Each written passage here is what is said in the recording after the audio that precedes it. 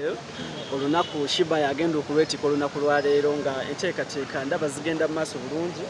abantu batandise okubanga bayingira naye ekintu ekisinze okunkwata ku maaso bw'otunula mu bantu nga bw'obalaba saagala bampulire era emyaka gya Sheebah ojja kuba ogiraba age group ya Sheebah esinga omuwagira ojja kuba ogiraba abantu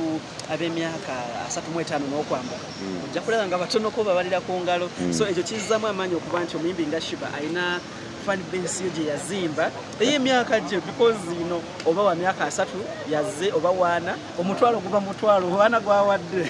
n'ow'emyaka 3 gwawadde naye nga kiraga nti Sheebah ye alina age group ye gye yeekwata gyakuze nayo I think myaka kati nga 16 awo paka nga ku kati ndowooza balayika bawezezza like 27 age group ye gye yajja nayo naye ng'enteekateeka zigenda mu maaso essaawa zigenda kuwera bwezi 12 naye olaba layinga zitandise okukwata kitegeeza tunaagenda okuwera essaawa 3 Serena hotel ejja kuba ejjudde olunaku lwali kye nandisinze okusuubira ba omuntu yenna kyasinze okwesunga ku Sheebah performance ye because yes she's a dancer but wabaddewo question marks nyingi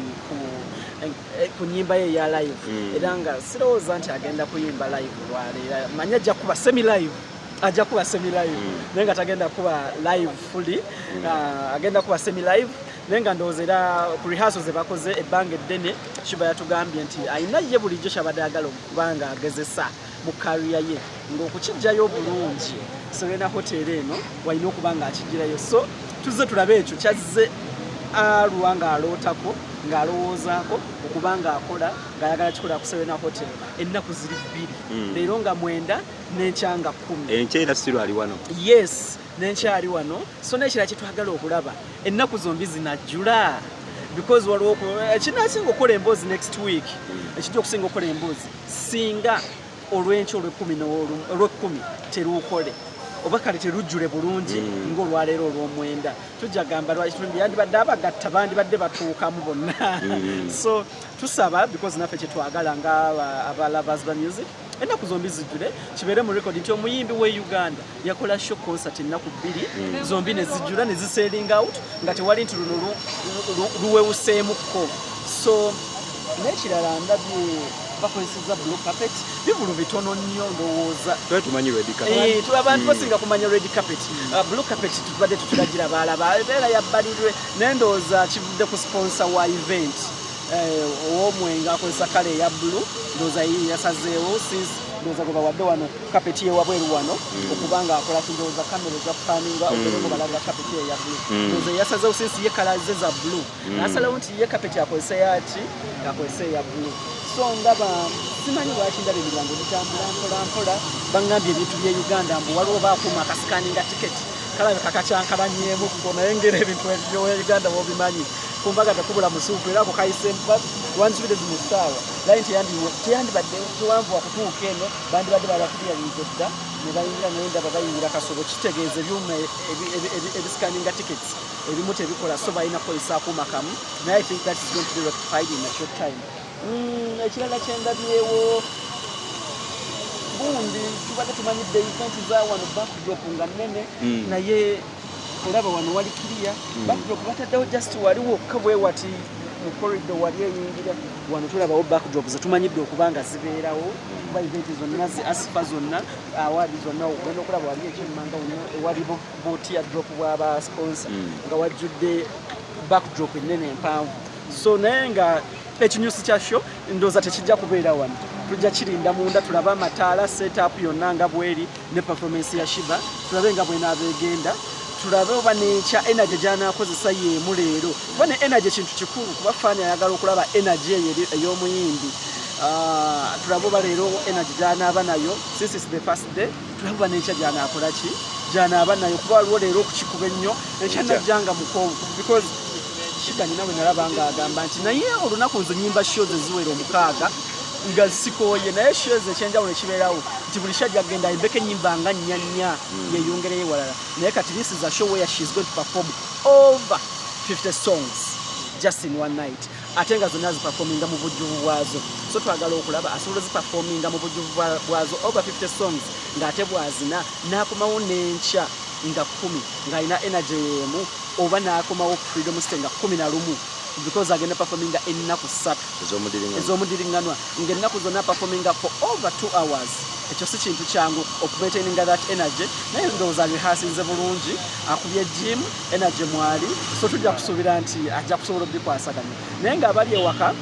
mwandibadde mwangu okuba layini ndaba mpanvu, manyi ezinaatuukira essaawa emu ekitundu, ate ejja kuba yeeyongedde okuwanvuwa, so omuntu ali ewaka wakuba ndebe ne kajjaamu kawerawerako, naye bandibadde banguyaako ne batuuka Kampala Serena Hotel kwe twatuuse dda, twagala kulaba Sheebah kikyatutegekedde. Olowooza enteekateeka eno eya Sheebah okusooka okukola concert nga ya bbeeyi ate nga bandi ye live band abantu tebamwekakasa bulungi, kigendererwa ki? Okubanga akoze atya? Okubanga show atandikidde mu ya bbeeyi, atandikidde mba corporate, ate nga ebbanga lyonna lyayimbidde, abantu tebamwekakasa bulungi mu live band. I think ekya corporate ng'okijjeewo sente ze ziraga nti obona corporate, ye sente osobola okulaba nti mitwalo 10, 15 naye still ojja kulaba nga bw'otuna mulayini nga bwe nakutandikidde nti era fan base ya Sheebah emyaka 24 25 ojja okusinga okulaba muki mulayini. Kitegeeza kati tekiri nti oba corporate wabula era still bafaani be bafuna bulijjo, ndowooza leero be bambadde eddiba erya corporate ne basasula ssente ezo gwe z'olugamba eza corporate ne bajja mu kifo ekyo kya Serena ekya corporate okulaba omuyimbi waabwe. Lwaki abayimbi beegize nnyo mu kwagala nnyo okuba semi-live than live? Live etekinga bingi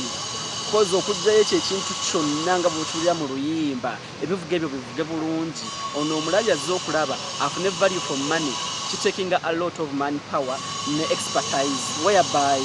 ne time ya rehearsal ebeera mpanvu nnyo, whereby bano abayimbi atandika okuspendinga ne mu rehearsal abo abayimbi abakuba ebyo ebivuga okubiperfectinga bafune beats zonna ez'oluyimba nga bwe zitambula codes zonna ez'omuyimbi,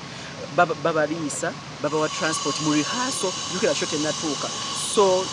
oluusi bwe bakubako ekitono ne bakozesa manpower entono ne bakubako entono zi drums, then ne bateekayo bed ey'oluyimba nga bwe luflowinga, then ebisigadde ne babikubira wano ku gundi ku drum, kikendeeza ku manpower ne ssente z'okuspendinga. Assurance kijoowa oyo atajja kusobola kujja ku Serena ng'ajja kusobola ku lunaku luli olwokusatu ku Freedom City nti energy ya Sheebah ejja kuba ekyali yena. I think kyetutabuusabuusa ku Sheebah kubeera nti she's a performer. I'm very sure about that. She can perform for those 3 days, but we want to see anakikola. Naye sirina kubuusabuusa kunene nti ajja kusobola okukikola ebbanga lyamaze. Ebisigadde yes tulina bye tugamba wano ne wano, naye ekyokubeera nti Sheebah is a performer ekyo kyo sirowooza nti waliwo akinako question mark. Nkimanyi ajja kusobola okuperforminga Freedom City because ye ate energy ejja kuba yanjawulomukko because ate yo kati buli muntu ajja kuba asobola okujja wano. Energy ayinza okubeera nga mutonoko since it's a corporate show because ebitya okubuukabuuka kujja kuba kutono, so ndowooza ekyo kijja muyambako okureservinga energy eya Sunday Freedom City wajja okubeera kati oli yennyini omuwagizi ayagala okubuukabuuka. Tumalize oyita abantu. Abantu bonna ndowooza Sheebah tumuwagire, she has done it, she has shown us that bw'olemerako osobola okukola ki